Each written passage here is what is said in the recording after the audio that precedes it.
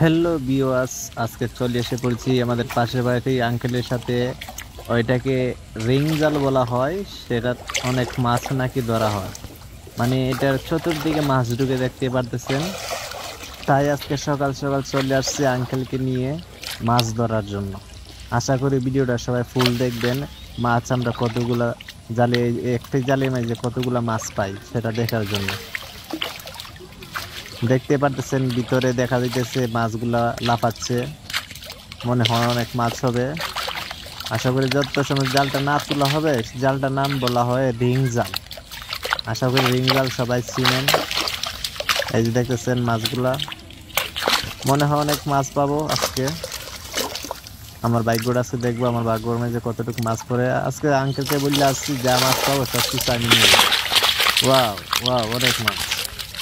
Hello guys, দেখতে পারতেছেন আপনার মাছগুলা। এই যে দেখেন, দেখতে পারতেছেন মাছগুলো অনেক, মাছগুলা খাইতে অনেক স্বাদ। পাতিলে এখন রাখতেছি, দেখেন পাতিলে ডালেন। এই যে গাইস, আশা করি ভিডিওটা সবাই ফুল দেখবেন। মাছগুলা দেখেন, এভাবে কারা কারা মাছ ধরতে পারবেন। এগুলা জাল হলে সবাই মাছ ধরে এভাবে মাছ মেরে খাইতে পারবেন, সমস্যা নাই।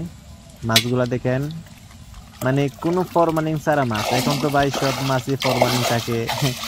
এগুলা মাছে কোনো ফরমালিং নাই, হাওরের মাছ, নদীর মাছ। সব মাছগুলো অনেক ভালো, অবশ্যই যারা